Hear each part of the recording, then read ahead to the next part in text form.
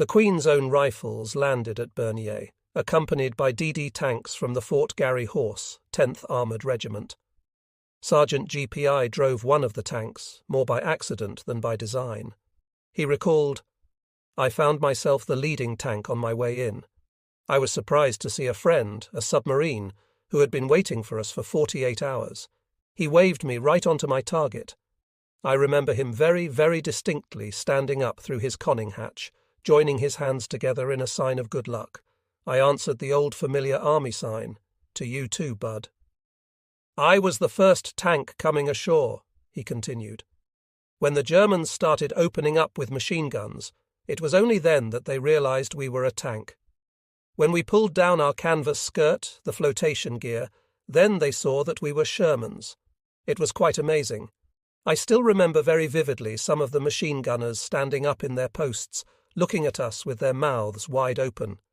To see tanks coming out of the water shook them rigid. GPI's target was a 75 mm gun-firing enfilade across the beach. Infantry got behind him as he drove his tank forward. The houses along the beach were all full of machine gunners, and so were the sand dunes.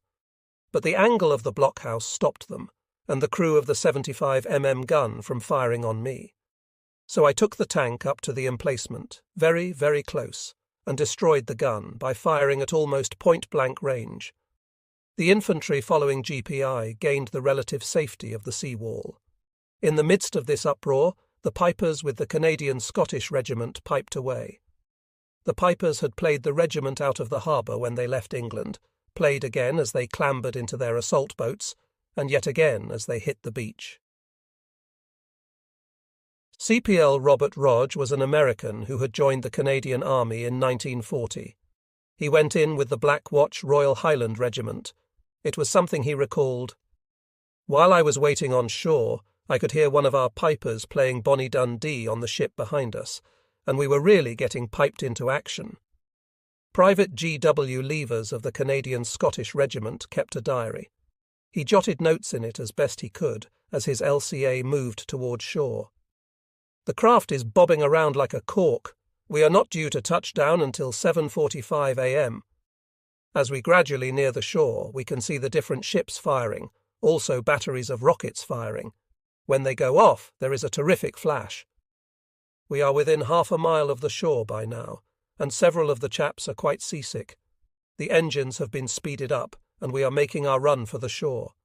We can see the beach, although the seas are running high. We can spot a big pillbox with shells bursting around it, apparently doing no damage at all. Machine gun bullets are starting to whine around our craft, and the boys are keeping their heads down. Here we go." The ramp is down. Lever tucked his diary away and went down the ramp, later catching his breath at the seawall. He pulled it out and wrote, "We were in water up to our waist and sometimes up to our chests. We flamed our way ashore, and it was pretty slow work. We hit the beach, and machine guns were making us play hopscotch as we crossed it at a walk." As L's experience indicates, the initial assault at Juno was similar to the initial assault at Omaha, but once the Canadians reached the seawall, there were significant differences. There were more tanks at Juno, especially specialized tanks designed to help the infantry over the seawall, which was considerably higher at Juno than at Omaha. Through the barbed wire and across the minefields, the flanking fire was as intense at Juno as at Omaha, and the fortified pillboxes and gun emplacements were just as numerous and formidable as at Omaha. 1 in 19 of the men landed on D-Day became casualties. Nearly 40,000 went ashore, with 2,200 casualties at Juno. 1 in 18 were killed or wounded. Of the 21,400 who landed, 1,200 were casualties. The figures are misleading in the sense that most men landed in the late morning or afternoon at both beaches, but a majority of the casualties were taken in the first hour. In the assault teams at both beaches, the chances of being killed or wounded were close to 1 in 2. The biggest difference between the beaches was that at Juno there was no bluff behind the seawall. Once across and through the villages, the Canadians were in relatively flat open country, with few hedgerows, few fortifications, and almost no opposition. The trick was to get over the seawall and through the villages. That was where Hobart's funnies came into play. Tanks carrying bridges put them up against the seawall. Flail tanks beat their way through minefields. Tanks with bulldozers pushed barbed wire out of the way. Churchill crocodile tanks, towing 400 gallons of fuel in armoured trailers with a pipeline under the belly to the flame guns in front, shot out streams of flame at pillboxes. Tanks carrying fascines dropped them into the anti-tank ditches and then led the way over. Sergeant Ronald Johnston drove his tank up to the seawall. His captain fired 40 rounds of armour-piercing ammunition against it, cutting it down. A bulldozer cleared away the rubble, and Johnston drove through, reaching the street running parallel to the beach. The tank was buttoned up. Johnston, looking through a periscope, did not see a slit trench and went left. The track went into the slit trench, and there they sat. But the Lord was with them. The tank came to a halt in a position where its .50 caliber machine gun was looking right down the throat of some German infantry in the trench. The gunner gave a blast, killing or wounding a few Germans. 21 other Germans put their hands up. Another British tank came through the gap, hooked onto Johnston's tank, and pulled it out of the trench. Captain Cyril Henry, the troop commander who had unfolded his bridge on the LCT so that it would not act as a sail, was terrifically busy on the run into shore. He got all the tanks started up, warmed up, lifted that damn bridge, and got everybody into position, making sure all the guns were loaded. Everyone was seasick. It was rough when he drove off the ramp, and he was pleased to see an armoured bulldozer already on the beach, using its winch to pull barbed wire off the seawall. I had to drop my bridge on the sand dunes so that the other tanks could climb and drop down on the far side. The first of the funnies to cross began flailing a path for the follow-up vehicles and infantry. When the flail tank reached a large tank trap, it turned aside to allow a Sherman carrying a fascine to move forward and drop the fascine into the hole. Then the Sherman started to cross, only to slide down into an even deeper hole, evidently created by a naval shell. Henry drove forward with his bridge, which had a 30-foot reach. The combination of the tank trap and crater was 60 feet wide. Henry used the turret of the sunken tank as a pier. After he got his bridge in place, the far end resting on the sunken Sherman, another bridge-carrying tank crossed, and also using the sunken tank for support, dropped its bridge to reach dry ground on the far side. By 9:15 a.m., the two bridges resting on the sunken tank were secure enough for flail tanks to cross. Infantry followed, rushing the houses from which machine gun fire was coming. The Canadian infantry moved across the seawall and into the streets, fighting in the villages or against pillboxes with a fury that had to be seen to be believed. One who saw it happen was Persit Gerald Henry. His company of the Royal Winnipeg Rifles was scheduled to land at 8 a.m., but it was late, so he was an observer for the initial action. His comment was to the point. It took a great deal of heroics and casualties to silence the concrete emplacements and the various machine gun nests. Sergeant Siggy Johnson saw one of the bravest acts possible in war. A pioneer platoon was held up by barbed wire. It was supposed to use a Bangalore torpedo to blow a gap, but the torpedo failed to explode. A soldier, unknown to Johnson, threw himself over the wire so that others could cross on his back. Johnson saw others crawl through barbed wire and minefields to get close enough to the embrasures of pillboxes to toss in grenades. He concluded his interview with these words: "Very few publications ever get the truth of what our Winnipeg infantry faced and did. Every platoon in the Canadian assault companies had an assigned sector in the villages to attack. In some cases, they met almost no resistance once over the seawall. Company B of the Regina Rifles, for example, cleared the east side of Courseulles in a matter of minutes. However, a company on the western side was held up and badly hurt by machine guns, an 88mm gun beside the harbour entrance, and a 75mm gun out to the right flank. Fortunately, 14 of the 19 DD tanks launched by B Squadron of the 1st Hussars provided support for the infantry, who worked their way through the trenches and dugouts connecting the concrete positions. Sergeant Gary nearly got stuck in Courseulles. His tank ended up in a narrow street, and there was one of those funny-looking trucks with a charcoal burner on the running board. He couldn't get his tank by, and saw 2 Frenchmen and a Frenchwoman standing in a doorway looking at them. He took his earphones off and told them in good Quebec French, "Now will you please move that truck out of the way so I can get by?" They must have been frightened because they wouldn't budge. So he then called them everything he could think of in military vocabulary.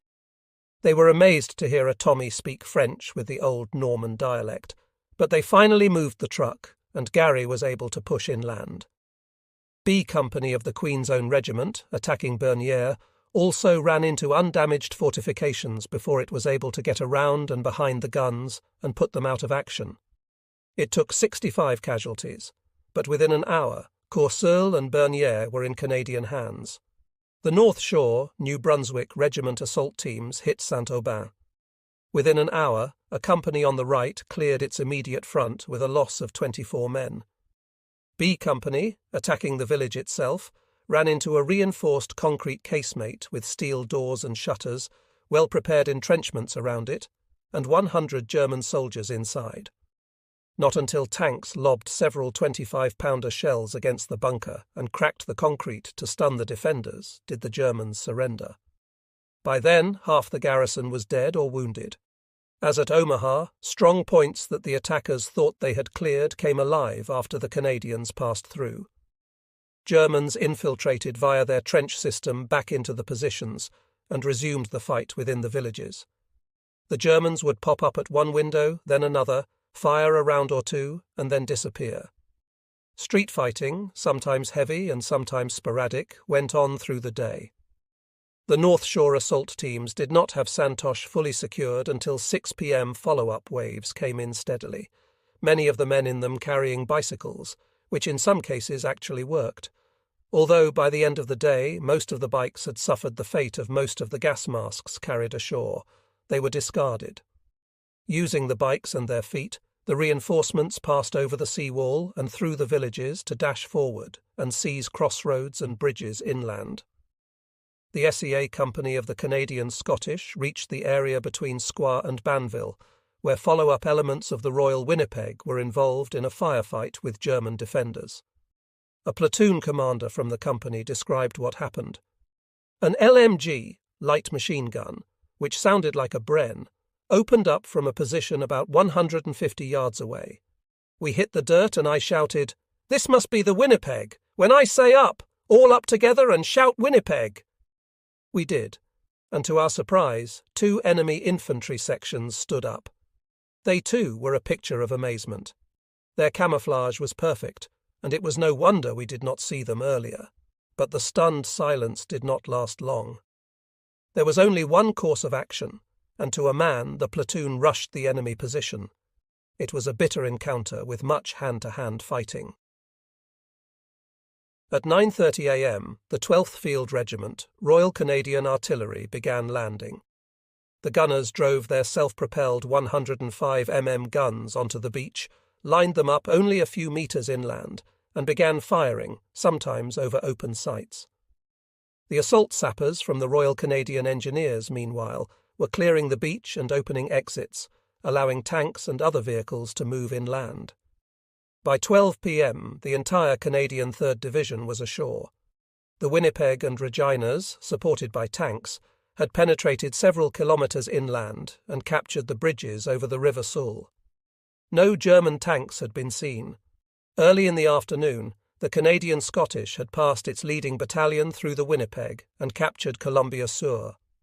Sergeant Stanley Dudka of the North Nova Scotia Highlanders landed at 11 a.m. Our instructions were to break through immediately, hitting the beachhead to stop at nothing, not to fight unless we had to, but to get to Carpet Airport, just west of KH, 15 kilometres inland, and to capture and consolidate the airport. For a variety of reasons, the Highlanders did not get that far, or even close to Carp. Dudka explained that, first of all, his platoon was held up on the beach by German fire and congestion, and did not get started inland until 2 p.m. When the Highlanders did move, they had only gotten a couple of kilometres inland when it was time for tea. According to Robert Rodge, the American volunteer in the Black Watch, Dud brewed up his tea and met his brother Bill, also a Highlander. We had our tea together and cautioned each other to be careful, like brothers do. Then we started on our way. The march was slow, as each man was carrying approximately 90 pounds of gear, landmines, ammunition, and weapons. The tanks got too far ahead of us at times, Dudka went on. This was caused by the anxiety of Canadians to get into the action.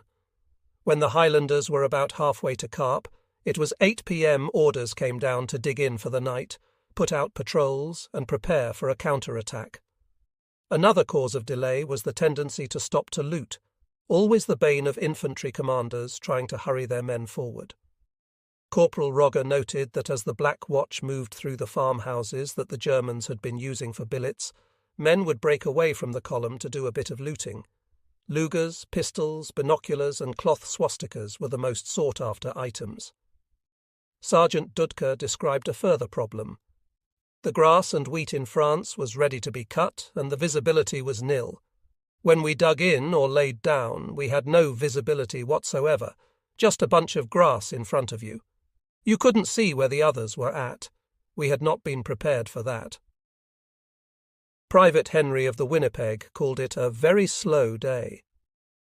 We were sort of on the move all day, but didn't travel very far without stopping to take cover in ditches or whatever cover was available.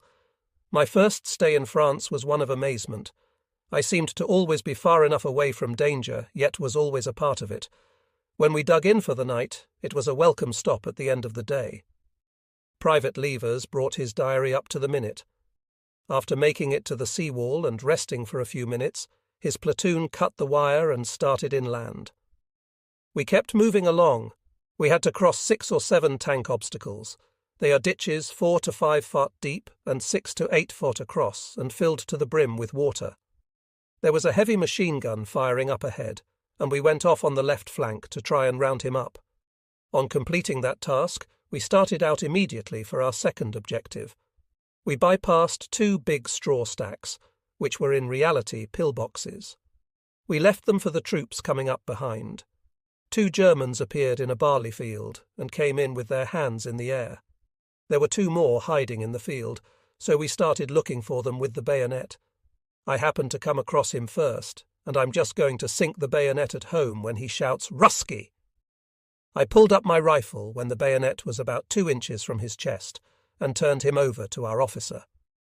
Lever's platoon kept moving and spotted a machine gun. They closed the distance, and as they got close, they came under a crossfire of machine guns. By this time I was pretty cocky and had all the confidence in the world. I was ahead of my section, which was in the lead and was on the right flank. We were in grass, which gave us cover from the machine gun fire. I crawled up to a barbed wire fence, which was about 100 yards from an enemy slit trench. I saw a Boche well exposed, and like a sucker, raised myself to take aim. I drew a nice bead and was just squeezing the trigger when a machine gun bullet smacked me down. It hit me in the right leg and went through the thigh from left to right. 2 inches higher, and I would have stopped being a man. Levers crawled back to his platoon, where a medic dressed his wound. Soldiers in German uniforms came across the field, hands in the air. They were Poles and Russians. Levers was put to guarding them. Eventually he was carried back to the beach and transported by landing craft to a hospital ship. By evening, June 7th, he was back in England, where he had started out on the afternoon of June 5th. Shortly after 6 p.m, the North Nova Scotia Highlanders reached Benny Sue, 5 kilometres inland. There, the Canadians were greeted by the sight of excited French civilians looting German barracks. Men were carrying off bags of flour, wheelbarrows full of army boots, bread, clothes, and furniture. Women were taking chickens, butter, sheets, and pillows. The parish priest was helping to liberate a set of dishes. The French took time off from their looting to offer the Canadians glasses of milk and wine. The Canadians pushed on to the south against light resistance. 1 troop of 1st Hussar tanks crossed the KBO railway, 15 kilometres inland. It was the only unit of the IED invasion force to reach its final objective on D-Day, but it had to pull back because the infantry had not kept up. The tanks refueled and stocked up on ammunition to prepare for the expected counter-attack to the west. The Canadian Scottish had made a 10 kilometres penetration, and linked up with the British 50th Division at Curlie. Between them, the British 50th Division and the Canadian 3rd Division had landed 900 tanks and armoured vehicles, 240 field guns, 280 anti-tank guns, and over 4,000 tons of stores. The Canadians had failed to reach their D-Day objective to the south, the N13, while to the east there was a 4 to 7 kilometres gap between the Canadians and the British 3rd Division at Sword Beach. The reasons the Canadians did not achieve all their objectives were many. For a start, the objectives had been wildly optimistic, especially for men going into combat for the first time. They were late in hitting the beaches. The high tide and strong wind hampered the landings. The obstacles were more formidable than expected. Canadian engineers complained that the obstacles off Juno Beach were much heavier, stronger, and more numerous than those they had practiced against in England. The air and sea bombardments had been disappointing. The schedule for landing was too tight. Too many vehicles were brought ashore too soon, creating congestion that took hours to straighten out. As a consequence, the attack lost its initial momentum. Finally, once ashore and through the villages, there was a tendency for men to feel that they had done their bit. The German soldiers encountered by the Canadians gave cause for optimism. They were young or old, Polish or Russian, not the tough, fanatical Nazis the Canadians had anticipated. German prisoners of war were a dispirited, sorry-looking lot, but the Canadians knew the Germans had better troops in the area, especially the 21st Panzer Division, and they anticipated strong, determined counterattacks. So they dug in short of their objectives. But, as John Keegan writes of the Canadian 3rd Division, at the end of the day, its forward elements stood deeper into France than those of any other division. Insofar as the opposition the Canadians faced was stronger than that at any other beach save Omaha, that was an accomplishment in which the whole nation could take considerable pride. After 2 years, the Canadians had given the Wehrmacht a payback. Sword Beach ran from Lyon-sur-Mer to Westerham at the mouth of the Orne Canal. In most areas there were vacation homes and tourist establishments. Just inland from the paved promenade that ran behind the seawall, there were the usual beach. Obstacles and implements in the sand dunes, along with mortar crews and medium and heavy artillery pieces, were positioned primarily inland. However, the Germans intended to defend Sword Beach with the 75 mm guns of the Merville Battery and the 155 mm guns at La. Lieutenant Colonel Ott's 6th Airborne Division had taken and destroyed the Merville Battery, rendering the big guns at La ineffective for 2 reasons. First, the British laid down smoke screens to prevent the Germans from targeting accurately. Second, the La battery spent the morning in a duel with HMS Warspite, which it never hit. This was a significant mistake on the Germans' part, as the targets on the beach were much more lucrative. Nevertheless, the 88 mm guns on the first rise, a couple of kilometres inland, were able to put steady fire on the beach, supplementing the mortars and machine gun fire coming from the seaside villas and pillboxes scattered among the dunes. In addition, there were anti-tank ditches and mines to impede progress inland, as well as massive concrete walls blocking the streets. These defences caused considerable casualties and delayed the assault. The infantry assault teams consisted of companies from the South Lancashire Regiment in Peter Sector on the right, the Suffolk Regiment in Queen Sector in the middle, and the East Yorkshire Regiment in Roger Sector on the left, supported by DD tanks. Their job was to open exits through which the immediate follow-up wave, consisting of troops of commandos and more tanks, could pass inland to their objectives.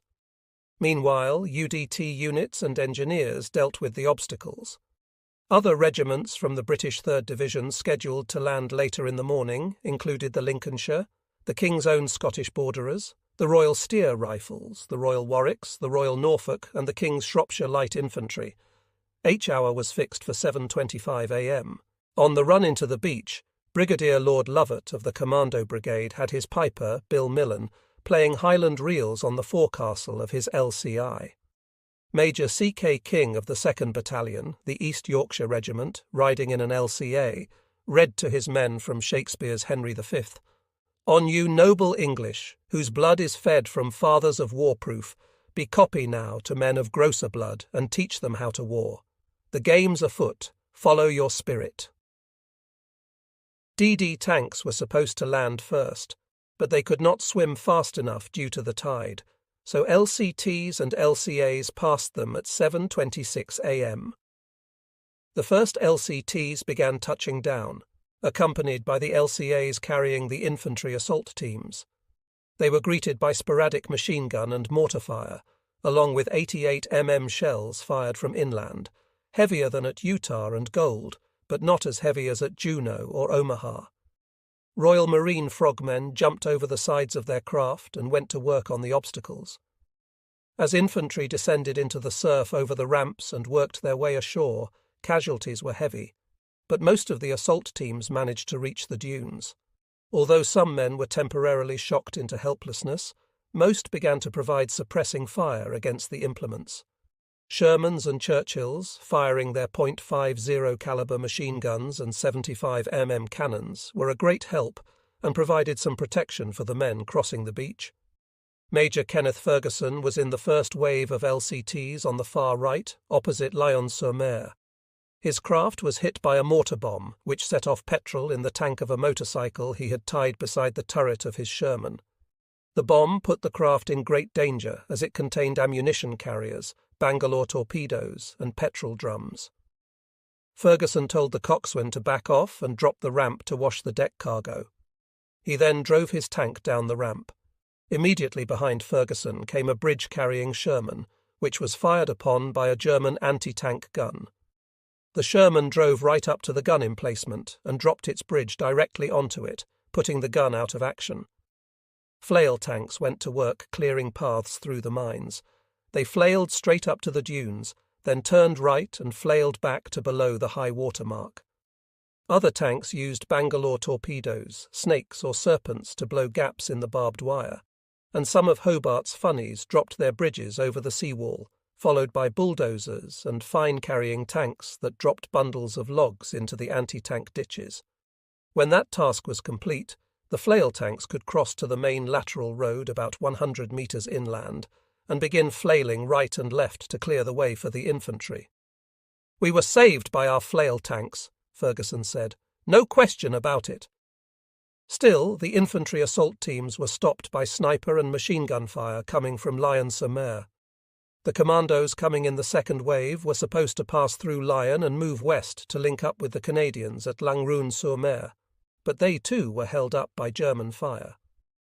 Ferguson's orders were to proceed south toward KH, but instead he had to turn west to help out at Lyon. "I was cross about going to help those commandos," he said. "I was angry about that. I was angry at people not getting off the beaches as fast as they could and getting away. People tended to hang around too much." Reflecting on those words, Ferguson went on to say, "It seems entirely natural, though I suppose it could have been done better on D-Day. I don't know. We'd done our bit, though. Taking it all in all, we got off the beach bloody quickly, but not through Lyon, where German resistance continued. The Germans had a battery in a wood near Lyon, protected by infantry in trenches and behind sandbags. The commandos could not dislodge the Germans, and the battery maintained its fire against the beach. At 2:41 p.m., the naval forward observer with the commandos got through on his radio to Captain Nish Tyminski, skipper of the Polish destroyer Ślązak. With excitement in his voice, Tyminski wrote in his action report, "The observer said that the commandos were pinned down by heavy enemy fire, and that neither they nor himself could raise their heads from their foxholes. The situation was very serious, and their task was vital for the whole operation. He insistently requested 20 minutes of bombardment on each target, commencing with the woods." Nish Tyminski's orders were not to fire any bombardments unless the fall of shell could be observed and reported by a forward observer. However, given the seriousness of the situation, he could not waste time requesting permission for bombardment. He ordered his gunnery officer to commence firing at the generally described targets. Ślązak blasted away with her 4-inch guns for 40 minutes. Nish Tyminski then informed the observer that the bombardment was completed. The observer responded that the Germans were still holding out and requested a further 20 minutes of fire. Slazak complied. After that bombardment, the observer's enthusiastic voice was heard on the radio saying, "I think you saved our bacon. Thank you. Stand by to do it again." After a bit, another request for support came in, and Slazak complied. After that action, the gunnery officer reported to Nish-Taminsky that out of 1,000 4.5-inch rounds of ammunition held in the magazines at the start of the day, only 59 rounds remained. Nish-Taminsky had to break off and informed the forward observer, wishing him the best of luck. The observer acknowledged the message and concluded with, "Thank you from the Royal Marines." Despite the pounding, the Germans in Lyon held on, not only through D-Day, but for 2 days thereafter. The long gap between Langrune on the Canadian left at Juno and Lyon on the British right at Sword remained in German hands. Etienne Robert Webb was the bowman on an LCA carrying an assault team to the extreme left of Roger sector. As they went in, they hit one of the obstacles, which ripped the bottom of the craft like a tin can opener. The LCA sank, and Webb swam to shore. He thought, "What in the bloody hell am I going to do now?" He joined his mates amid all the activity, bugles sounding, bagpipes playing, men dashing around. The commandos coming in off the landing craft moved off the beach as if it were a Sunday afternoon. The beachmaster spotted Webb and his mates and told them to keep out of the way and trouble, promising to get them off. Webb got ashore at 7:30 a.m. By 8 a.m. there was no fighting on the beach, none at all. It was all inland, with mortars dropping on the beach from inland, along with shells and occasional sniper fire, all of which the commandos and East Yorks ignored as they went about their business. At 11 a.m., Webb was evacuated by an LCI. The commandos he saw were French, led by Commandant Philip Kiefer. On June 4th, as they loaded up, the French commandos, men who had been evacuated at Dunkirk 4 years earlier, or who had escaped from Vichy France to join de Gaulle's Free French, were in a gay mood. "No return ticket, please," they had told the military embarkation control officers when they boarded their LST on the morning of June 6th. They were part of the initial contingent of commandos making the run-in to the beach in LCAs. At the last minute, the commander of the group, Lieutenant Colonel Robert Dawson, Royal Marine Commandos, waved the Frenchmen forward so they would be the first to set foot on shore. One of those Frenchmen was Paul Robert Porges, 24 years old, whose mother lived in Wiam. He was on LCI 523, commanded by Sub-Lieutenant John Barry, which had gotten hung up on a beach obstacle. Porges and the other commando jumped into the sea, so impatient were they to get back to France. Porges landed in chest-deep water, waited ashore as the third Frenchman to arrive. Mortars exploded around him, with some heavy shells coming down and a bit of small arms fire. Despite the noise, Porges made it to shore and got about 10 metres across the beach when a mortar exploded beside him, riddling him with shrapnel. He still carries 2 pieces of steel in his body today. His best friend next to him was killed by the same mortar.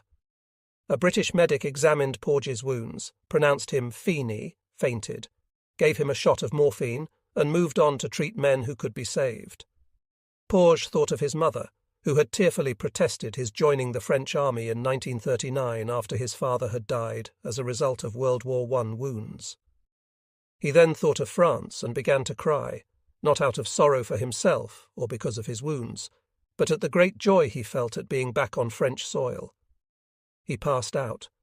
Porges was picked up by a medic, carried out to a hospital ship by an LCI, treated for his wounds, and eventually recovered in a hospital in England.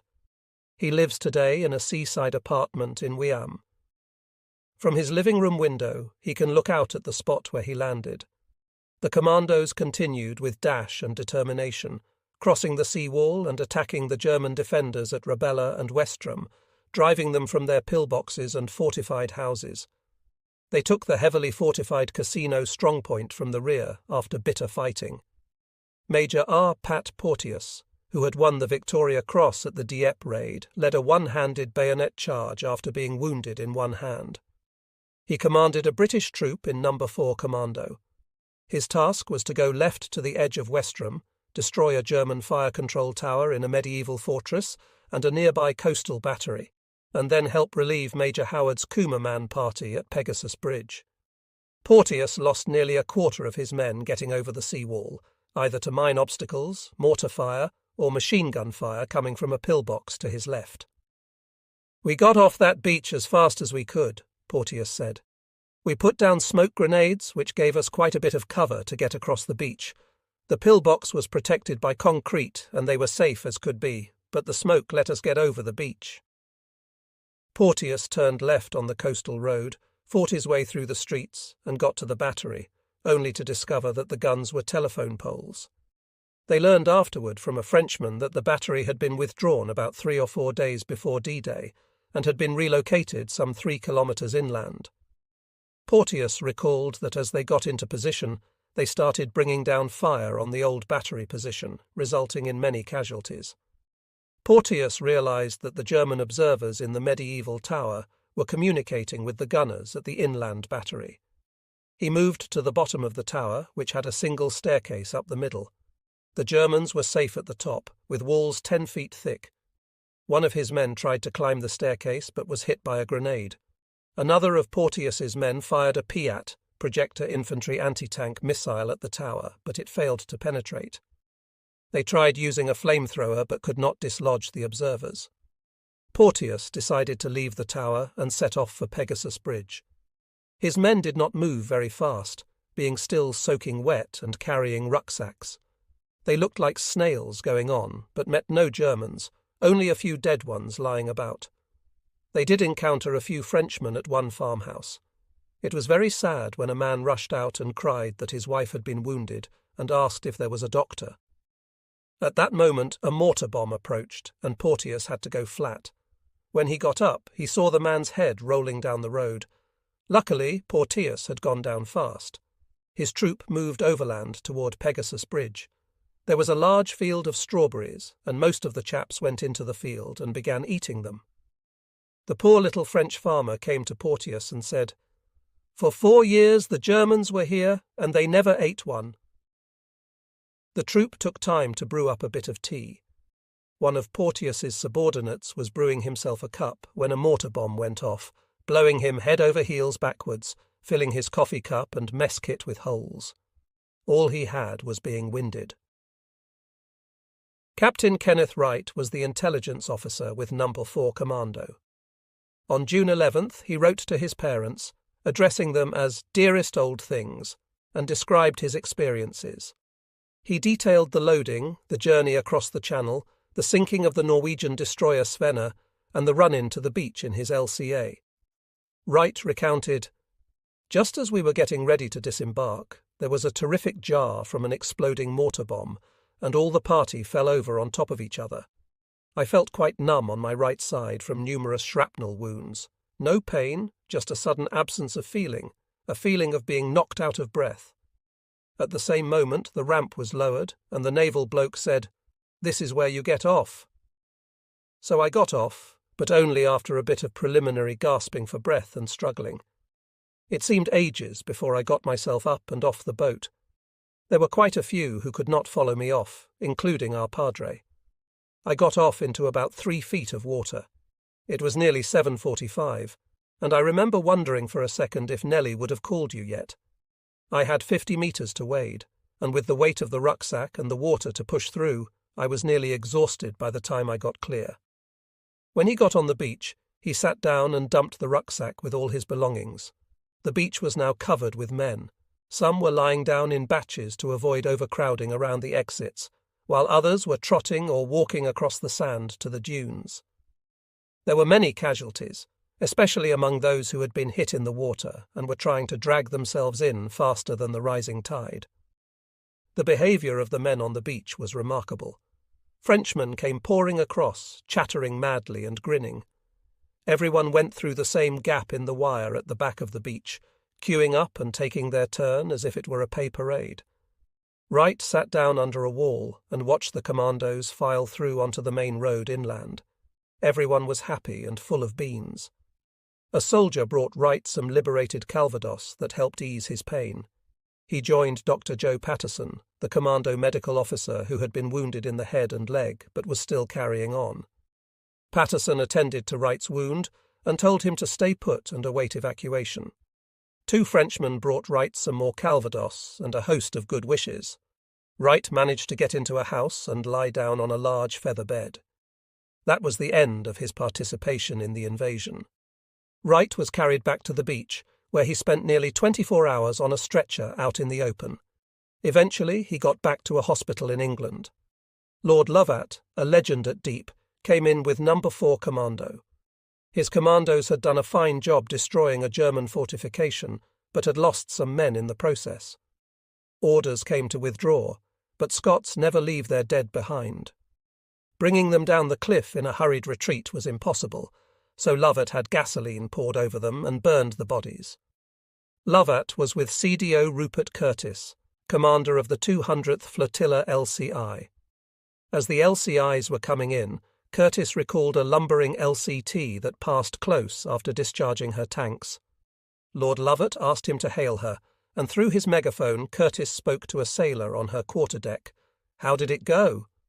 The sailor grinned cheerfully, raised his fingers in the familiar victory sign, and said with relish, "It was a piece of cake." This was encouraging, but Curtis had reason to doubt the optimistic report, because the enemy was obviously recovering from the initial bombardment and hitting back. Curtis raised the flag that meant "Assume Arrowhead Formation," and each craft fanned out to port or starboard, forming a V that presented less of a target for the Germans. To his left on the beach, Curtis saw an LCT on fire and stranded. Judging from the wounded at the edge of the waves, the German mortifier was laid accurately on the water's edge. At that moment, Curtis increased engine revolutions to full ahead and thrust hard between the stakes. As they grounded, he kept the engines moving at half ahead to hold the craft in position on the beach and ordered out the ramps. The commandos proceeded to land quite calmly. Every minute detail of that scene seemed to take on a microscopic intensity, and Curtis vividly remembers the sight of Lord Lovat, tall and immaculate, striding through the water with his rifle in hand, and his men moving with him up the beach to the skirl of Bill Millen's bagpipes amid all the carnage, exploding shells, smoke and noise on Sword Beach. Some of the chaps with Private Harold Pickersgill claimed to have seen a remarkable sight.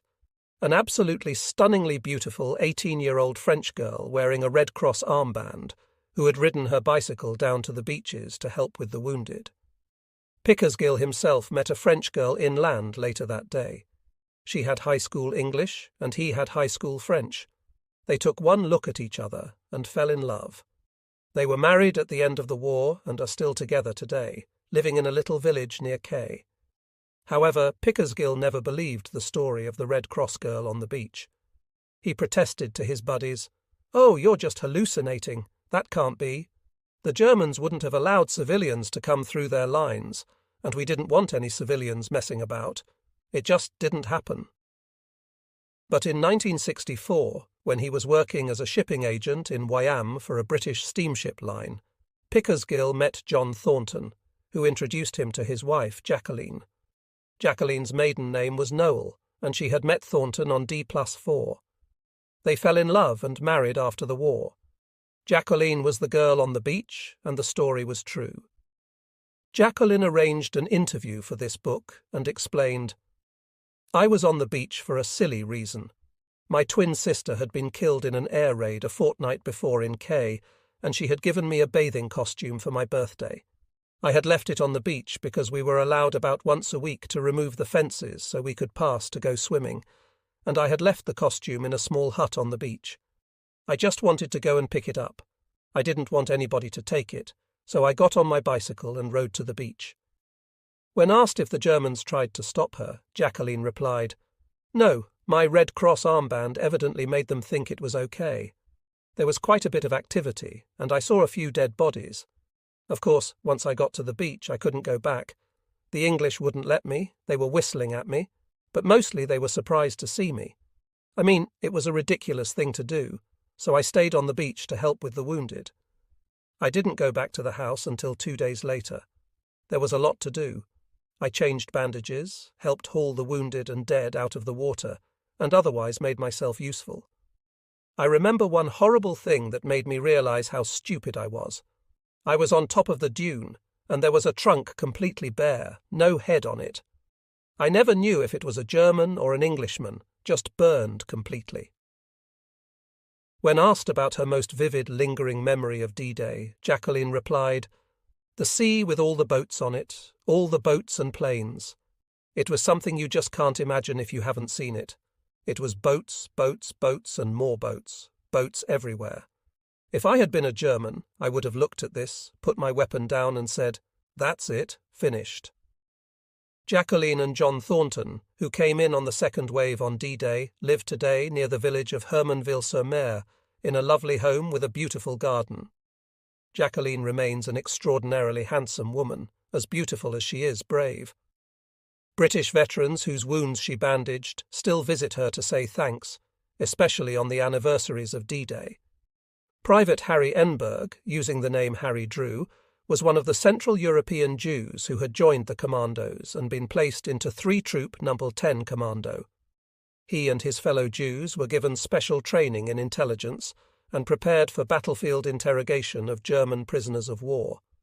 He wore the green beret of the commandos with pride and went ashore full of anticipation about the contribution he was going to make to bringing Hitler down. He went ashore carrying his Thompson submachine gun high above his head. He had been issued a 30-round magazine for the Tommy gun, something new to him. He had always carried a 20-round magazine before. Alas, nobody had informed him that when filled with 30 rounds of .45 caliber bullets, the magazine would get too heavy and therefore easily come loose and drop off. It should never be loaded with more than 28 rounds. Not knowing, I filled it all the way, resulting in the magazine getting lost in the water. I hit the beaches of France and stormed the fortress of Europe without a single shot in my gun. Looking around, Enberg saw the armada stretching along the entire length of the horizon. He noticed 3 bodies in the surf, yet the opposition turned out to be far lighter than expected. As he moved across the beach to the sound of the bagpipes, I noticed a tall figure stalking just ahead of me. At once I recognized the brigadier. Getting close to him, I shyly touched his belt from behind, thinking to myself, "Should anything happen to me now, let it at least be said that Private Drew fell by Lord Lovat's side." Enberg crossed the seawall and ran into 2 Wehrmacht soldiers who surrendered to him. Enberg was sure they had been fed nothing but propaganda and lies, so he wanted to enlighten them about the true situation on Germany's many fronts. The latest news he had heard before boarding his LCI in England was that the Allied forces stood within 15 kilometres of Rome.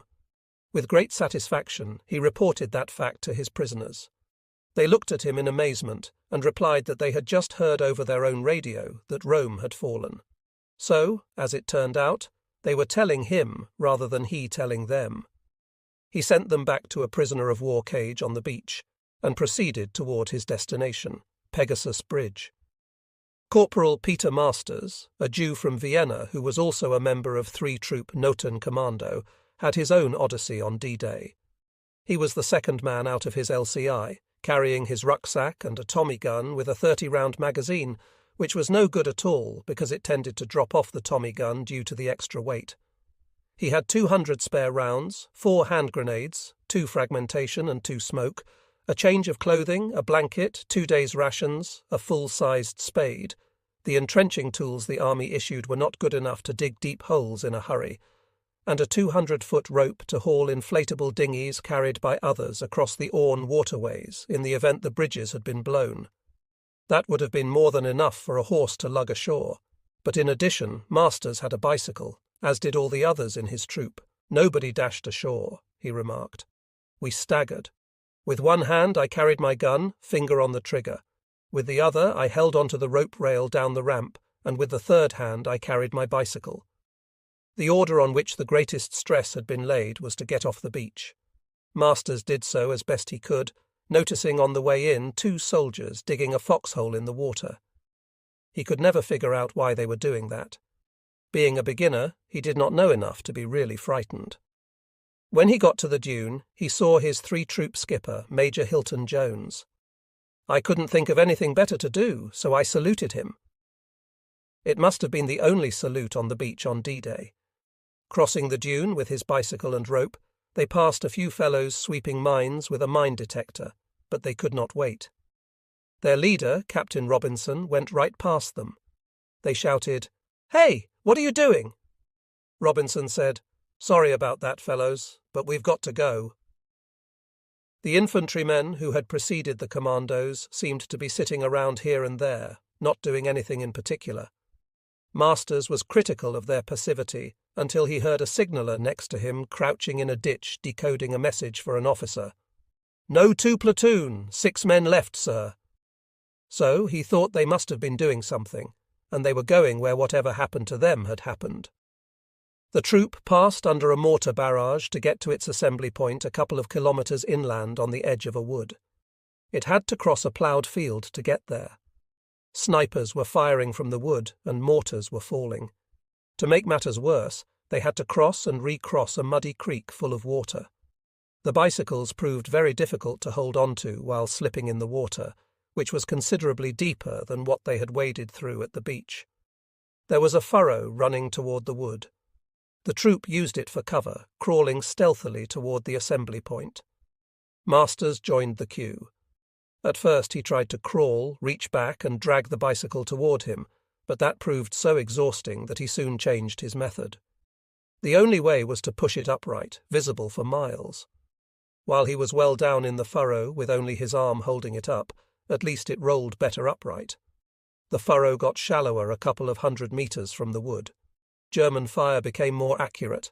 A couple of British tanks came up and blasted the wood.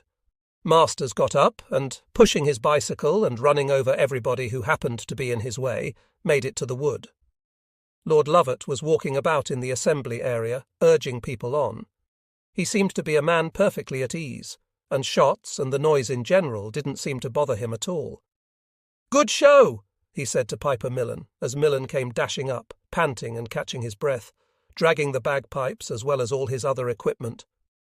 "Come on, get a move on. This is no different than an exercise," Lovat called out. He was very calm, Masters observed. He carried no weapon other than his .45 in his holster. Lovat had handed his rifle to a soldier who had dropped his in the water. He had a walking stick, a long stick forked at the top, called a waiting stick in Scotland. There were a couple of prisoners in the assembly area. Lovat noticed Masters and said, "Oh, you are the chap with the languages. Ask them where their howitzers are." Masters did, but got no reaction. One of the prisoners was a big, burly, balding fellow. Commandos gathered around and began saying, "Look at that arrogant German bastard. He won't even talk to our man when he's asking questions." The blank faces on the Wehrmacht prisoners made it clear to Masters that they were not understanding one word of his German. He looked at their paybooks and realized that one of the prisoners was a Pole, the other a Russian. He recalled that Poles learned French in school, so he tried his high school French. The Pole's face lit up, and he started to talk immediately. But Lovat spoke a lot better French than Masters did, and took over the interrogation. Masters pushed on with his bicycle, feeling a bit put out as he had been preempted by a better linguist. On the far side of the wood there was a paved road, so they started riding their bicycles, a pleasant change from what they had been through so far. The troop rode into Sille-Sous, subsequently renamed Seville Montgomery. The place was a shambles, badly damaged by the air and sea bombardment. There were dead cows and maddened cows in the fields surrounding the village. The people stood in their doorways, gazing and waving at them. Heeding or beyond caring about the danger of shells and shrapnel, one young man in a light blue smock and dark blue beret, as the farmers in Normandy are wont to dress, pasted up posters on a doorway. The posters said "Invasion" and carried instructions on what to do. They had obviously been waiting for this day, and as they went by they said, "Vive le Tommy" and "Vive la France." It was 10:30 a.m. The troop carried on south toward Pegasus Bridge. Masters had been told to make sure he was properly used by the officer commanding the troop he was attached to. Masters' skipper had told him. "The troop commander will be very busy and preoccupied with his own thing, but don't you come back and tell me he was too busy to use you. Pester him. Ask whether you may go on reconnaissance patrols. Make sure that all your training isn't going to waste." I conscientiously did precisely that. Masters said Captain Robinson, however, was indeed preoccupied, and considered him a nuisance whenever he asked whether he might go along with a patrol or do this or that. Robinson simply said no. He sent one of his men with whom he had been in North Africa, or with whom he had been training for the past several years, and in whom he had greater confidence than this funny Johnny-come-lately with the accent who had joined his troop at the very last minute. Approaching the villages of Leor and Benil in the valley of the Orne waterways, the troop was pinned down by machine-gun fire. A commando riding his bicycle was killed. "Now there's something you can do, Corporal Masters," Robinson said. "Go down to the village and see what's going on." It wasn't very difficult to tell what was going on, Masters commented. He envisioned a reconnaissance patrol and asked how many people he should take. The captain said, No, I just want you to go by yourself." That didn't bother him. He said he would go around the left and asked to be looked for when he came back in a sweep around the right-hand side. "You don't seem to understand what I want you to do," said Robinson. "I want you to go straight down the road and see what is going on." Masters got the point. Robinson wanted to know where the fire was coming from and intended to use Masters as a target to draw fire rather than send one of his own men.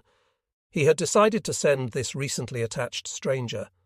It felt rather like mounting the scaffold of the guillotine, though Masters could hardly blame him for using him rather than one of his own men for this suicidal task. But he had been trained to figure out angles, so he frantically looked for some angle to improve the odds, but there really didn't seem to be one. There were no ditches or cover. It was broad daylight. He recalled a film he had seen with Cary Grant called Gunga Din. In it, Grant faced a completely hopeless situation, surrounded by Indian rebels from the Khyber Pass. Grant, about to be overwhelmed, calmly said, "You're all under arrest."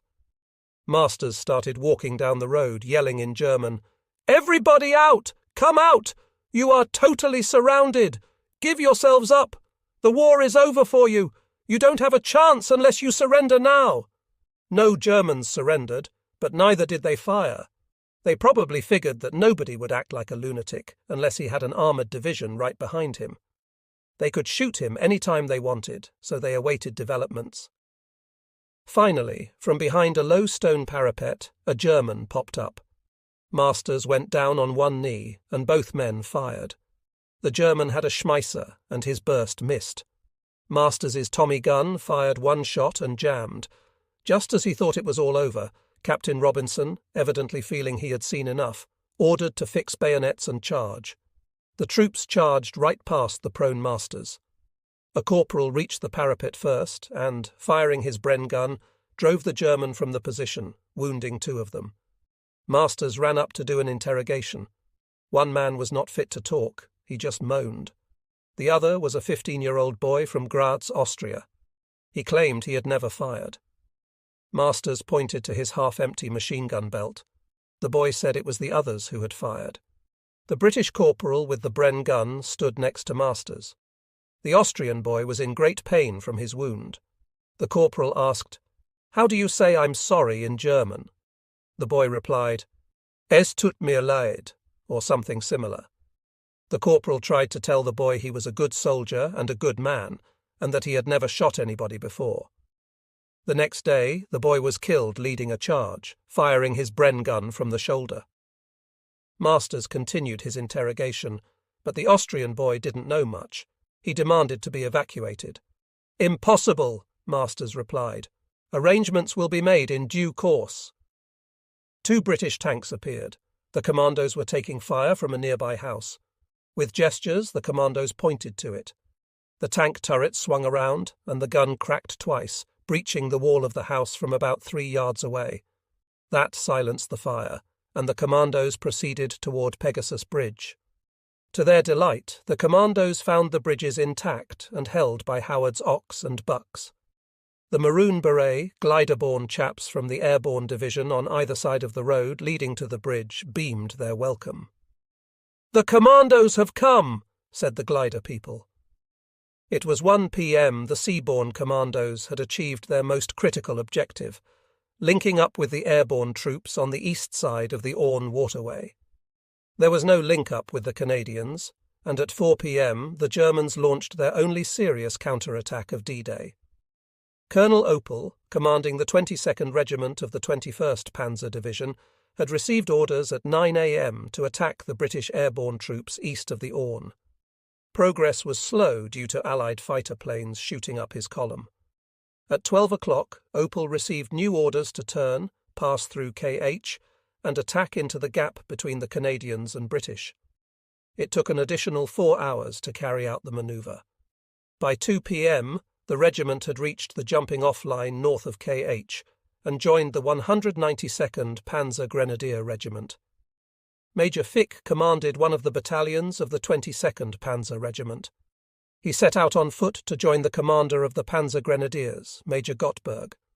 They climbed a nearby hill where they found General Marx, who had arrived from Saint-Lô along with Colonel Opel. "A real old-time General's Hill," Fick commented.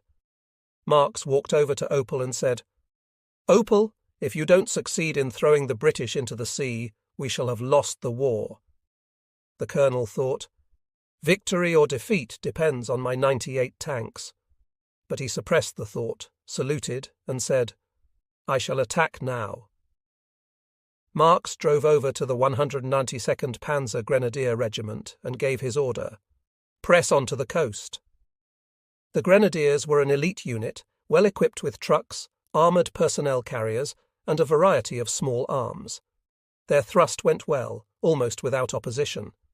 They reached the beach at 8 p.m. and radioed, "We've made it."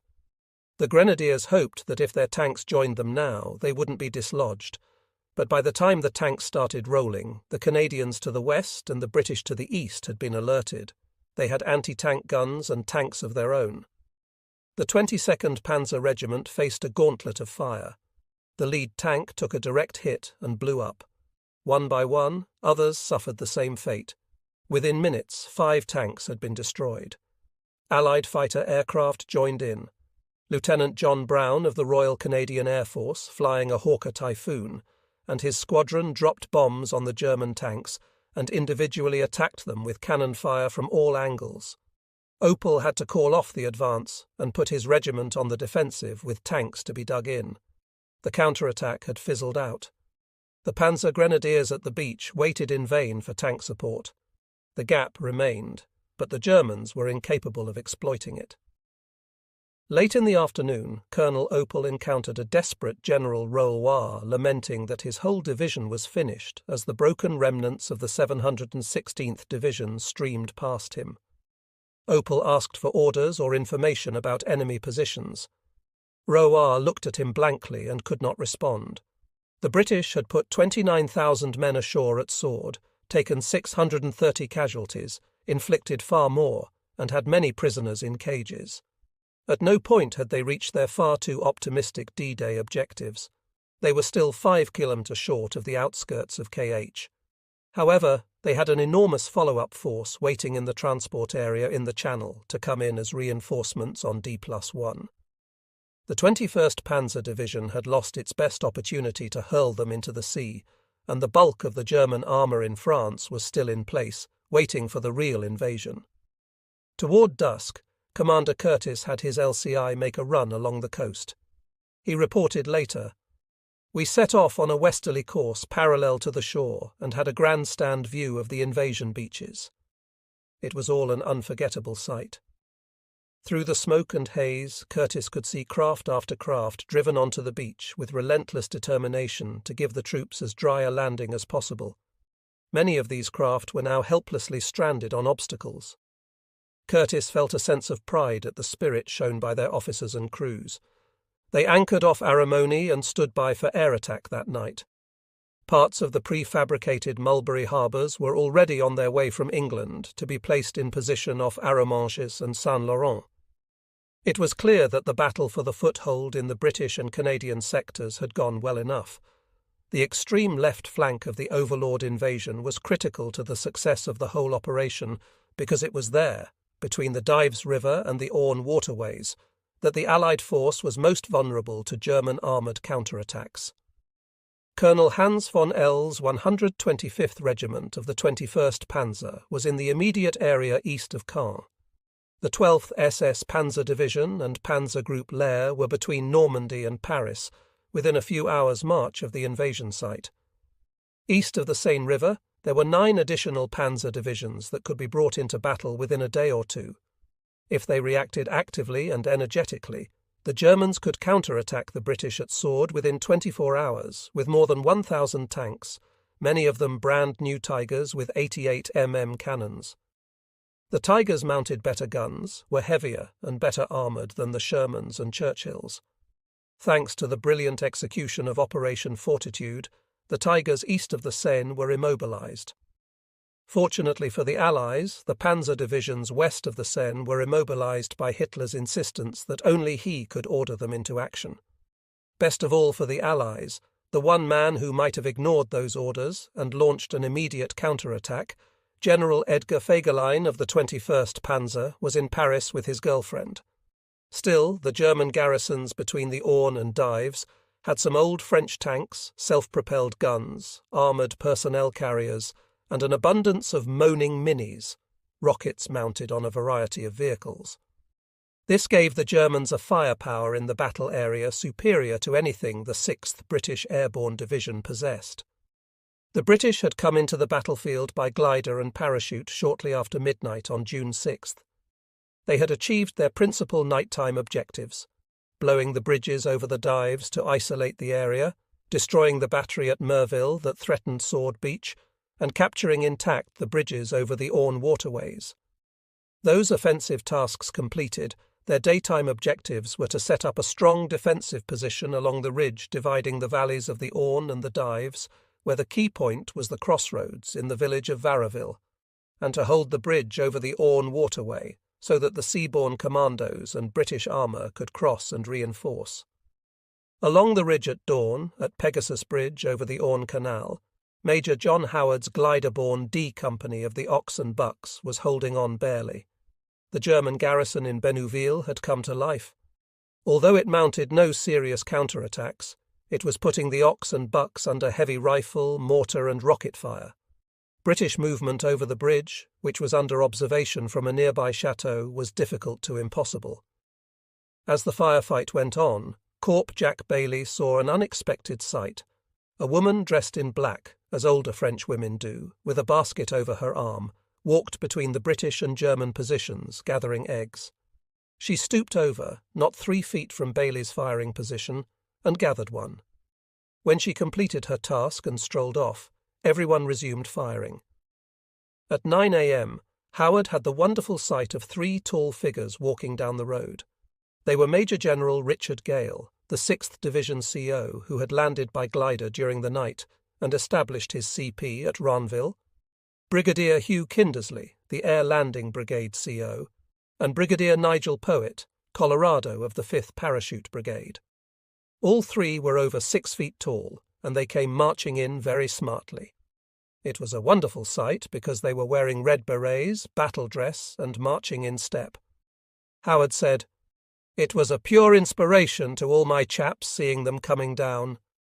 Lieutenant Richard Todd of the 5th Parachute Brigade, who had parachuted in during the night and joined the Ox and Bucks just before dawn, and who later became a famous British actor playing John Howard in the movie The Longest Day, said that for bravado and bravery, the march past of Gale, Kindersley and Poet was one of the most memorable sights he had ever seen.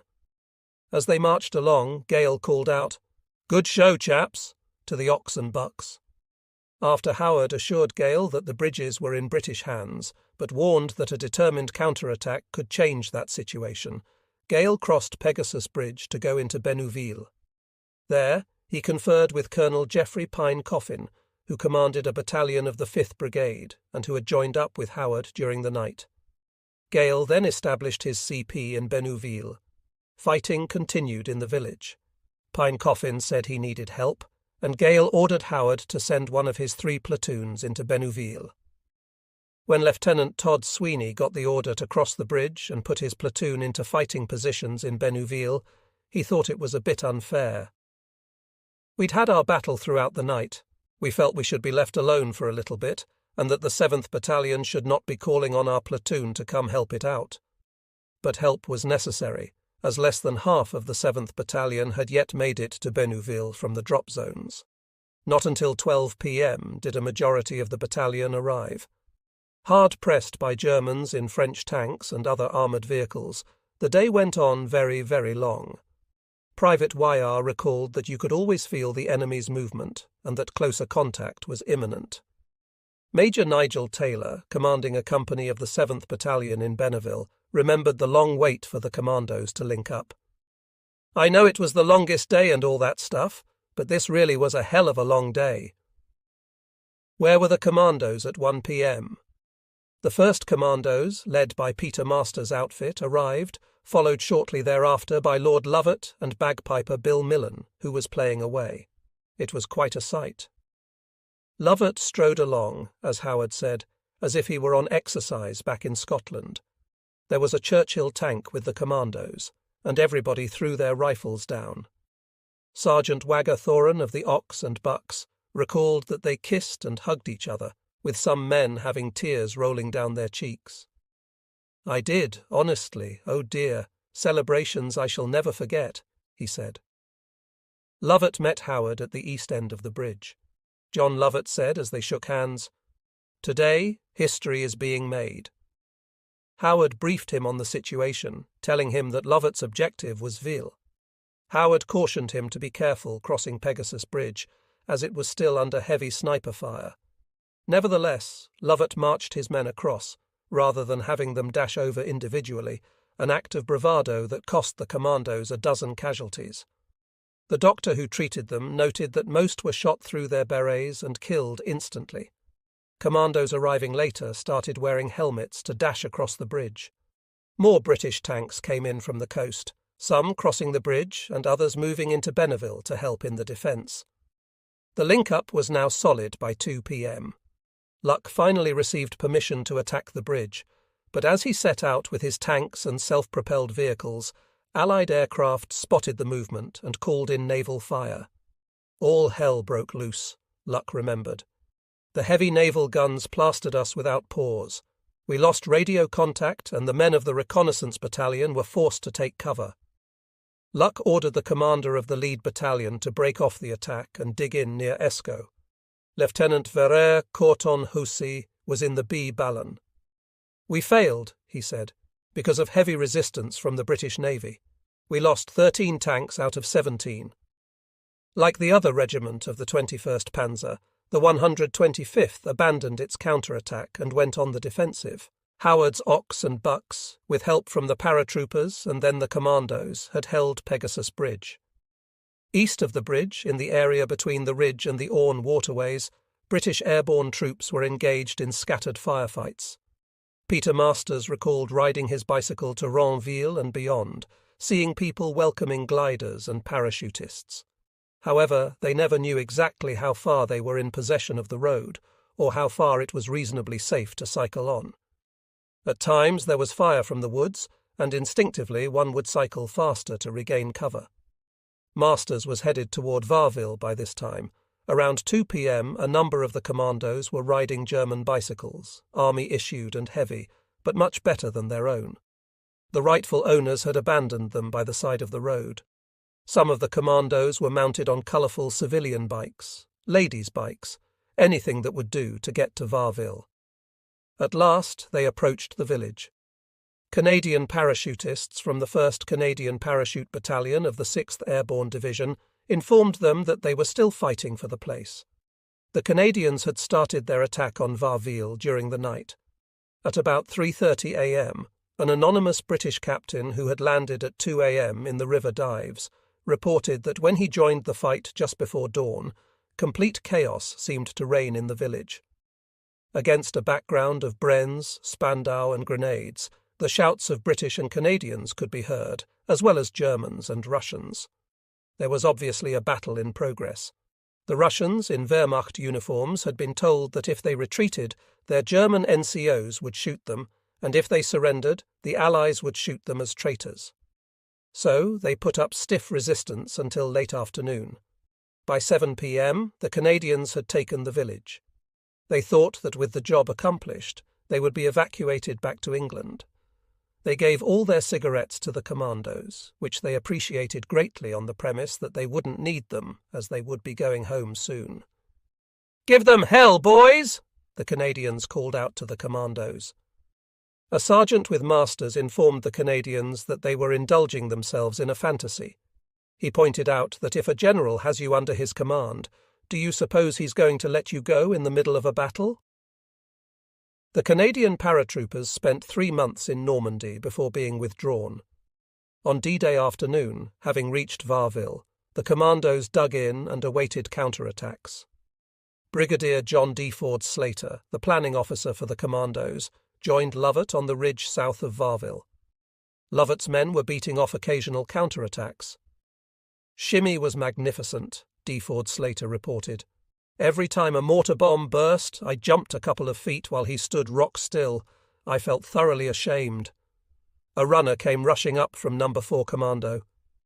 "We're being heavily counterattacked, sir," he said to Lord Lovett. "Tell No. 4 Commando to look after their own counterattacks, and don't worry me until things get serious," Shimmy said. They then resumed their conversation. D. Ford Slater and Major Charlie Head picked up a Bren gun and offered to man a post for the night. "We were anxious to prove ourselves," but Lovett replied, a bit downcast. "No, thank you." D. Ford Slater and Head went down the road back toward the Orne. On the way, D. Ford Slater saw a huge German soldier standing by a ditch. "Shoot him if he moves an inch!" D. Ford Slater shouted to Head. The German's hands flew up. "Kaput!" the German said with a grin on his face. He was supposed to be acting as a sniper, but was delighted to be taken prisoner. D. Ford Slater had his Batman hold a pistol on the prisoner while conducting an interrogation. The prisoner was wearing a fine lumber jacket. "You ought to have that jacket," said D. Ford Slater. Head told the Batman to strip the jacket from the German. The Batman unthinkingly handed his pistol to the prisoner. The situation was ludicrous, D. Ford Slater recalled.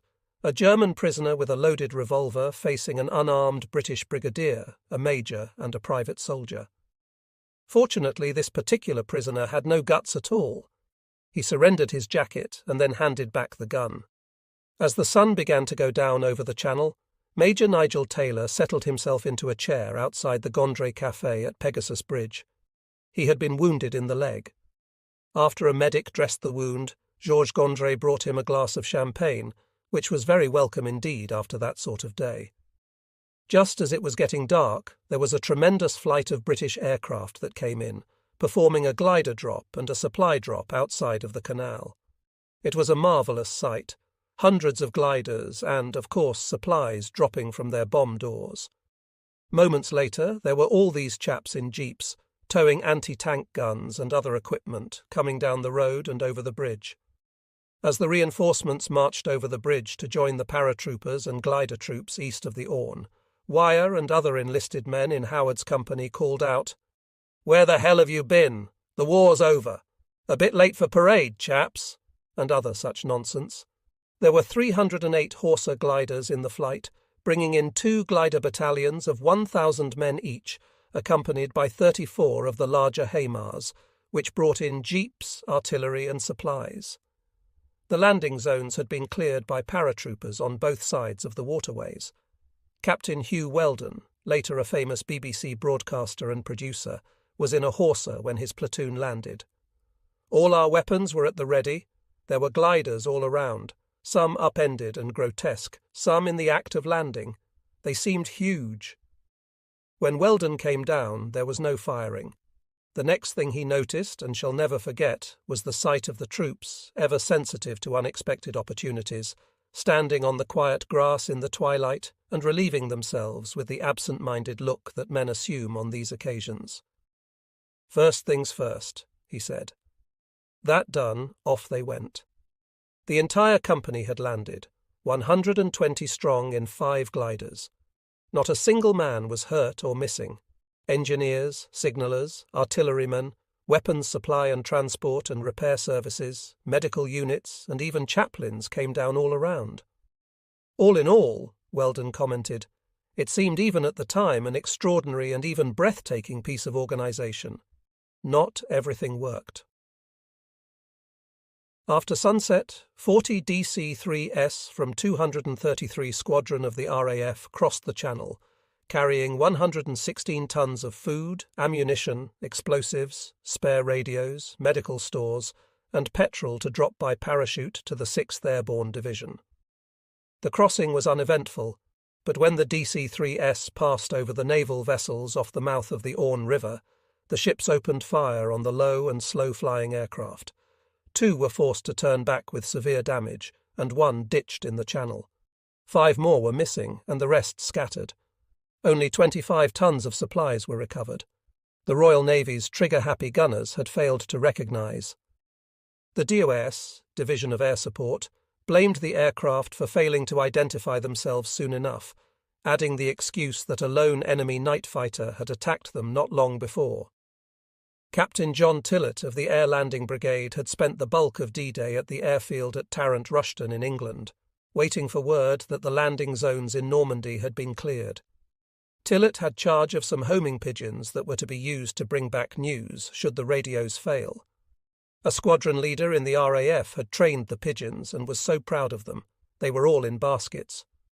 Unfortunately, during the waiting period, some of the chaps fell for the temptation and killed, roasted, and ate the pigeons.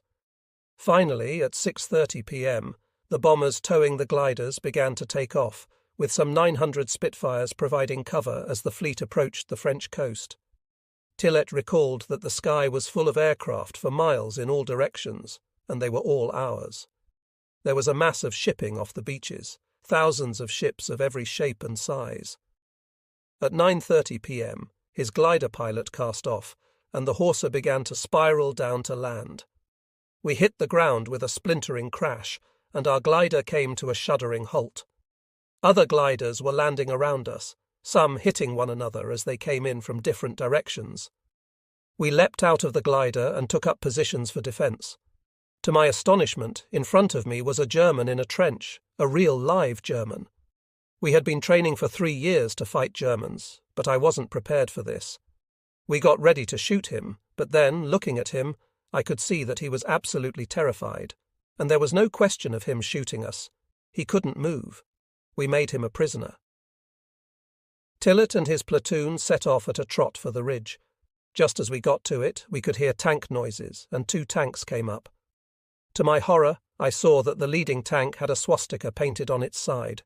We turned tail and disappeared over a cornfield, moving as fast as Jesse Owens, looking for some sort of hole to get into as the tank swung its turret toward us. Within 2 minutes of landing, we had taken a prisoner, advanced boldly, and pulled full flight. The tanks turned out to be British. The lead tank had knocked out a German tank earlier in the day and chalked a swastika on its side. Tillett got his men back on the ridge and dug in for the night. One major in the Air Landing Brigade had noticed a paperboy selling the afternoon London Evening Standard outside his airfield before taking off.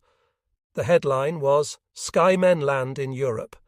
The major bought the entire stock, loaded them into his glider, and distributed them in Normandy that night, so that at least some of the paratroopers were able to read about themselves in a London paper the same day they had been dropped. As darkness fell, the 6th Airborne Division was in place. The airborne chaps were, in Hugh Weldon's words, safely on dry land, and what is more, many of us, probably most of us, were where we were supposed to be. But the British Army as a whole had not achieved its goal of taking Caen and KP. Something like a paralysis had crept over the men. The British airborne troops, going into battle shortly after midnight, and those who had arrived in the morning and afternoon, had been engaged in bold and aggressive offensive operations. Less than 24 hours later, they were on the defensive, digging in and waiting for counterattacks. They would soon regret not pushing on into Caen while the Germans were still in a state of shock and disorganization. They had been strongly criticized by the Americans for losing their momentum, but the fact is that, with the exception of some paratroopers and units of the US 4th Division at Utur, none of the Americans reached their D-Day objectives either. The Americans too tended to feel that after they had cleared the beaches, they had done enough for one day. Major Taylor put it best. Sitting outside the Gondre Café as it grew full dark, he sipped his champagne and felt good. At that moment, I can remember thinking to myself, "My God, we've done it." As full darkness came to Normandy, about 10 p.m., unloading at the beaches ceased. Nearly 175,000 American, Canadian and British troops had entered Normandy either by air or sea, at a cost of some 4,900 casualties. From the American airborne on the far right to the British airborne on the far left, the invasion front stretched over 90 kilometres. There was an 18-kilometre gap between the left flank at Utah and the right flank at Omaha, with Rudder's Rangers holding a small piece of territory in between at Point du Hoc, an 11-kilometre gap between Omaha and Gold, and a 5-kilometre gap between Juneau and Sword. These gaps were inconsequential because the Germans had no troops in them capable of exploiting the opportunity. For the Germans, the battlefield was isolated. Allied command of the air had made it difficult, if not impossible, for the Germans to rush men, tanks and guns to the scene of the action. For the Allies, virtually unlimited men, tanks, guns and supplies were waiting offshore for first light on June 7th to begin unloading, and behind them were even more men, tanks, guns and supplies in England waiting to cross the Channel. There was little depth to the penetration, nowhere more than 10 kilometres at Juneau and at Omaha less than 2 kolbim, but everywhere the Allies had gone through the Atlantic Wall. The Germans still had the advantage of fighting on the defensive, and the hedgerow country, especially in the Canton, gave them excellent ready-made positions. But their fixed fortifications on the invasion front, their pillboxes and bunkers, their trench system, their communication system, and their implements for the heavy artillery were, with only a few exceptions, kaput. The Germans had taken 4 years to build the Atlantic Wall. They had poured thousands of tons of concrete, reinforced by hundreds of thousands of steel rods. They had dug hundreds of kilometres of trenches, placed millions of mines, laid down thousands of kilometres of barbed wire, and erected tens of thousands of beach obstacles. It was a colossal construction feat that had absorbed a large percentage of Germany's material, manpower and building capacity in Western Europe. At Utah, the Atlantic Wall had held up the US 4th Division for less than 1 hour. At Omaha, it had held up the US 29th and 1st Divisions for less than 1 day. At Gold, Juneau and Sword, it had held up the British 50th, the Canadian 3rd, and the British 3rd Divisions for about an hour. As there was absolutely no depth to the Atlantic Wall, once it had been penetrated, even if only by a kilometre, it was useless, worse than useless, because the Wehrmacht troops manning the Atlantic Wall east and west of the invasion area were immobile, incapable of rushing to the sound of the guns. The Atlantic Wall must therefore be regarded as one of the greatest blunders in military history. The Allies had made mistakes. Dropping the US 82nd and 101st Airborne in the middle of the night was one. Almost surely it would have been better to send them in at first light. The great assets of the Allied bomber and warship fleets were not used to full effect in the too short and too inaccurate pre-invasion bombardment. The single-minded concentration on getting ashore and cracking the Atlantic Wall was probably inevitable, so formidable did those fixed fortifications appear. But it was costly. Once the assault teams had penetrated it, there was a tendency on the part of the men to feel that once through the wall the job had been done. Just when they should have been exerting every human effort possible to get inland while the Germans were still stunned, they stopped to congratulate themselves, brew up a bit of tea, and dig in. The failure to prepare men and equipment for the challenge of offensive action in the hedgerow country was an egregious error. Allied intelligence had done a superb job of locating the German fixed defences, and a solid, if not perfect, job of locating the German units in Normandy. But intelligence had failed completely to recognise the difficulties of fighting in the hedgerows. Allied errors pale beside those of the Germans. In trying to defend everywhere, they were incapable of defending anywhere. Their command structure was a hindrance rather than a help. Rommel's idea of stopping the invasion on the beach versus Wetz's idea of counter-attacking inland versus Hitler's compromise between the two prevented an effective use of their assets. Using Polish, Russian and other prisoners of war for construction work made sense, but putting them in Wehrmacht uniforms and placing them in trenches, hoping that they would put up a stiff resistance, did not. The Wehrmacht's many mistakes were exceeded by those of the Luftwaffe, which was quite simply just not there. Goering had called for an all-out effort by the Luftwaffe on D-Day, but he got virtually none at all. The Allies' greatest fear was a massive air bombardment against the mass of shipping and the congestion on the beaches. Goering put every German plane that could fly into the attack, but Goering was in Berghof, agreeing with Hitler's self-serving, ridiculous assertion that the Allies had launched the invasion exactly where he had expected them. Meanwhile, the Luftwaffe was either in Germany or redeploying or grounded due to administrative and fuel problems. Once the terror of the world, the Luftwaffe on June 6, 1944, was a joke. The Kriegsmarine was no better. Its submarines and cruisers were either in their pens or out in the North Atlantic hunting. Merchant shipping, except for one minor action by 3 E-boats, was largely unscathed. The Kriegsmarine did not make a single attack on the greatest armada ever gathered. The V-1, on which Hitler had placed such high hopes and to which he had devoted so much of Germany's technological and construction capacity, were not ready. A week after D-Day, he launched them against the wrong target. The Germans' tactical and strategic mistakes were serious, but their political blunders were the greatest of all. Their occupation policies in Poland and Russia precluded any enthusiasm whatsoever from their OST battalions for their cause.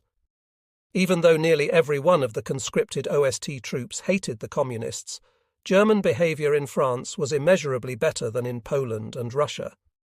Even in France, however, the Germans failed to generate enthusiasm for their cause. Thus, the Germans were unable to profit from the great potential of conquered France. What should have been an asset for Germany, the young men of France, became an asset for the Allies, either as saboteurs in the factories or as members of the resistance. What Hitler regarded as the greatest German asset, the leadership principle in the Third Reich, the unquestioning obedience expected from Wehrmacht personnel, from field marshal down to private, worked against the Germans on D-Day. Despite individual acts of great bravery and the fanaticism of some Wehrmacht troops, the performance of the Wehrmacht's high command, middle-ranking officers and junior officers was just pathetic. The cause was simple. They were afraid to take initiative. They allowed themselves to be paralyzed by stupid orders coming from far away that bore no relation to the situation on the battlefield. Tank commanders who knew where the enemy was and how and when he should be attacked sat in their headquarters all day waiting for the high command in Berlin to tell them what to do. The contrast between men like Generals Roosevelt and Cotter, Colonels Canham and Otway, Major Howard, Captain Dawson, Lieutenant Spaulding, and Winters, who adjusted and reacted to unexpected situations, and their German counterparts could not have been greater. The men fighting for democracy were able to make quick on-site decisions and act on them.